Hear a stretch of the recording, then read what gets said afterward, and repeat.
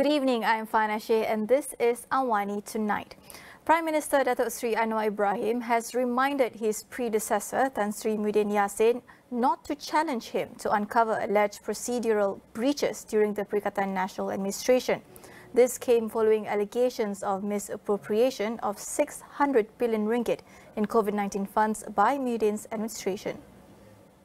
Jadi saya nak berikan peringatan kepada Tan Sri Muhyiddin, jangan cabar kerana memang ternyata ada beberapa proses dan prosedur yang tidak dipatuhi dan beberapa syarikat yang berkepentingan atau terkait dengan keluarga juga terlibat.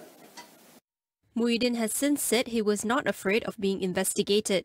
He claimed that such a large sum of funds meant for public aid would definitely not have gone unnoticed by the National Audit Department and the Public Accounts Committee, claiming that not a single cent entered his personal accounts. The Prime Minister has also ordered the Finance Ministry to suspend the 7 billion ringgit that has been approved for flood mitigation initiatives for further review and examination. He claimed that the funds had been approved and awarded without undergoing tender. Saya juga tekankan bahawa beberapa kelulusan mutakhir termasuk kelulusan Tempatan Banjir yang peruntukannya sekitar 15 bilion ringgit dan 7 bilion ringgit telah diluluskan tanpa proses tender secara teratur. Kerana itu melalui rundingan terus, saya telah minta hal tersebut tidak diteruskan, diteliti semula supaya ada prinsip ketelusan dan juga mematuhi peraturan-peraturan yang telah ditetapkan. The previous administration had announced a flood mitigation plan worth 15 billion ringgit until 2030 as a long-term strategy to adapt to climate change facing the country. Meanwhile, former Environment and Water Minister Datuk Seri Tuan Ibrahim Tuan Man has defended the ministry's decision to award flood mitigation projects through a direct tender process. He said such projects need to be expedited in times of emergency via direct negotiations and was not a matter of procurement error. The government will begin looking into the appointment of deputy ministers this week and that the swearing-in ceremony could take place in a week or two. Economy Minister Rafizi Ramli said it will be a similar process with the appointments to the cabinet, with the number of deputy ministers from each party dependent on the number of MPs they have.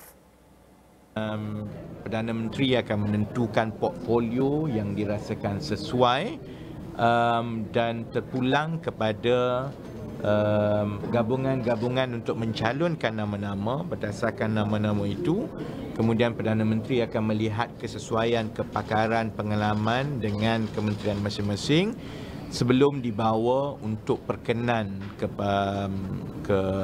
bawah Duli Yang Maha Mulia Tuanku. So I think that process is this week. The Ministry of Economy will work closely with other ministries to provide scenarios and planning to ensure Malaysia's revenue is more robust, said its Minister Rafizi Ramli.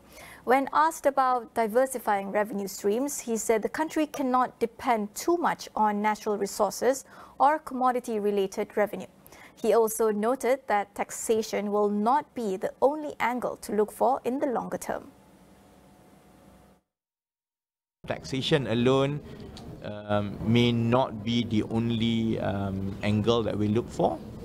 Obviously, over the long term, you do want to vary your taxation stream so that it's more robust and it's less dependent on certain industry.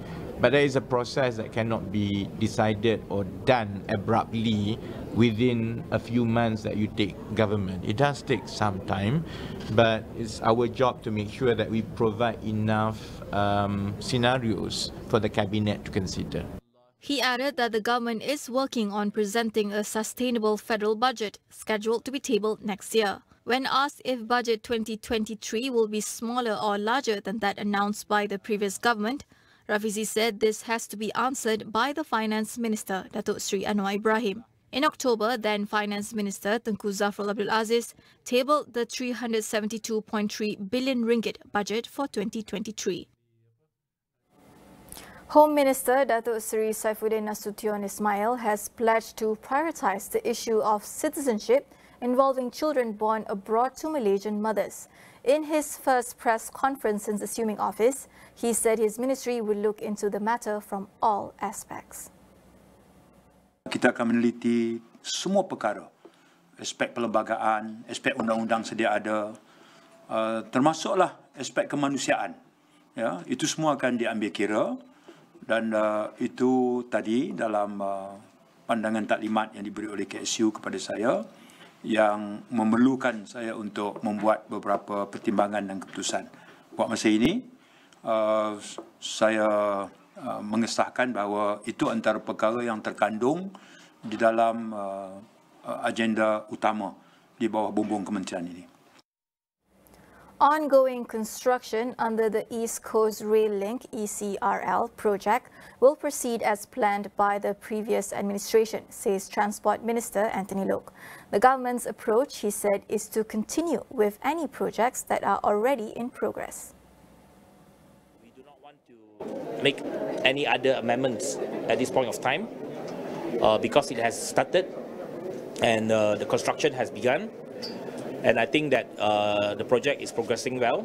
So as far as we are concerned, yes, sometimes we might not agree with certain decision, but since it has been reviewed twice before, during our time and after that by the previous government, but then he has restarted, I think we will leave it at that. Asked if the Pakatan Harapan government's past effort to merge the Malaysian Aviation Commission and Civil Aviation Authority of Malaysia would be revived, Loke said his ministry would relook at the options available moving forward. Another key issue he plans to look into is the operating agreement negotiations with Malaysia Airports Holding Berhad. He added that he intends to meet with Prasarana Malaysia Berhad this week before making further plans to improve public rail services. Meanwhile, the Selangor government may increase its plastic bag charge rate and introduce a no plastic day in the state next year. This follows an increase in the usage of plastic bags despite the 20-cent plastic bag charge imposed since 2017. State Tourism, Environment, Green Technology and Orang Asli Affairs Committee Chairman He Loy Sian admitted enforcement had been weak during the pandemic when his committee relaxed the policy to allow the use of plastic bags to wrap food. He said tighter enforcements would resume next year, with traders to face strict action if they do not comply, including the possible withdrawal of their licenses. As of June, the collection of plastic bag charges in Selangor amounted to 4.8 million ringgit. It is expected to surpass 9 million ringgit this year, compared to 8.5 million ringgit last year and 6.6 million ringgit in 2020. After resounding defeats in the last two general elections, is UMNO in the throes of an existential crisis? Tonight on Consider This, we asked newly appointed UMNO Information Chief Isham Jalil what has changed for the party now that it finds itself in government working with former foes. We will go for a quick break. Stay with us.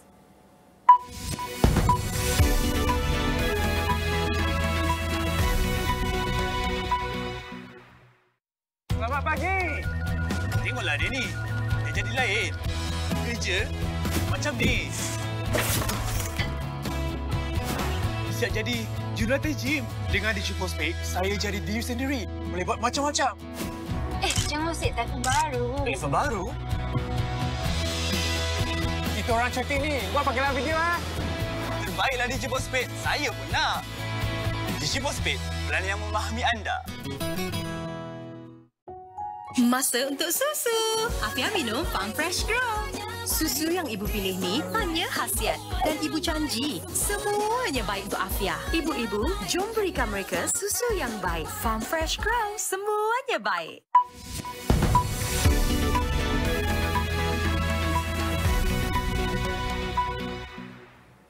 Welcome back. China has bid farewell to former leader Jiang Zemin in a state memorial service in capital Beijing. President Xi Jinping delivered the eulogy in an hour-long ceremony, recalling Jiang's lengthy political career and emphasizing his role in maintaining political stability. The nation observed 3 minutes of silence while trading was paused on stock markets in Shanghai and Shenzhen, along with the Chinese gold and silver exchange in Hong Kong. Flags across the country were at half-mast, as well as at Chinese government buildings overseas. Public entertainment is also suspended on Tuesday, with some popular online games such as League of Legends announcing a day's pause. Jiang took power after the 1989 Tiananmen Square protests and led the country through a decade of economic growth.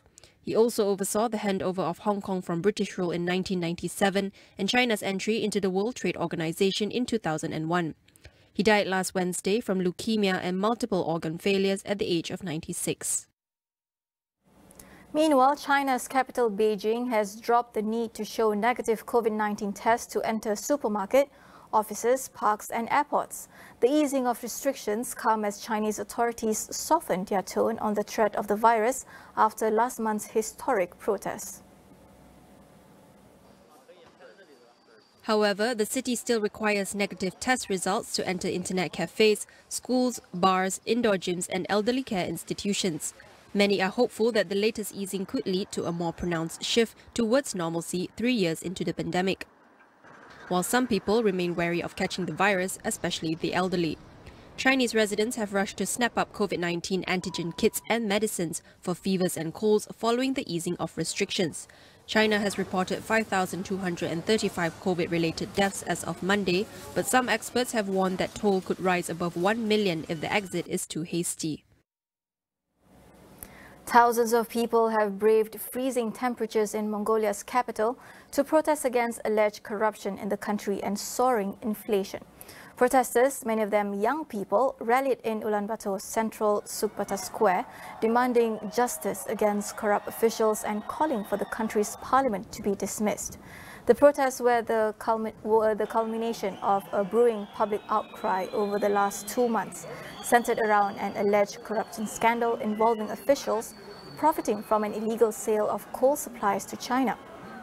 Protesters are also frustrated with the country's ailing economy, with inflation soaring to 15.2% in the wake of Russia's invasion of Ukraine and closed borders affecting trade with neighboring China. According to local media reports, the police tried to break up the swelling protests on Monday evening, but some protesters tried to force their way into the government building. The Indonesia Parliament has ratified the criminal code that bans sex outside marriage with a punishment of up to 1 year in jail. It was passed with support from all political parties and despite warnings from business groups that it could scare away tourists and harm investments. The new code, which applies to Indonesians and foreigners alike, also prohibits cohabitation between unmarried couples. New defamation articles also make it illegal for people to insult the president or express opinions against the national ideology. Rights groups and activists have criticized the legislation as morality policing and denounced it as a crackdown on civil and political freedoms. However, legislators said they had added defenses for free speech and protests made in the public interest. Perdebatan panjang ini kami mohon agar kita seluruh masyarakat kami telah berupaya untuk mengakomodasi sebaik-baik mungkin apa menjadi perdebatan dan isu-isu penting yang menjadi perbedaan pendapat kita. Namun tentunya lah pada saatnya kita harus mengambil keputusan historis terhadap rancangan undang-undang KUHP ini untuk meninggalkan warisan hukum pidana kolonial Belanda. Protesters had staged small rallies outside the parliament in Jakarta this week, echoing similar concerns during the last nationwide protest when the previous draft of the code was set to be passed in 2019. That is all we have for you on AWANI tonight. I'm Fana Sheikh. Thank you for watching.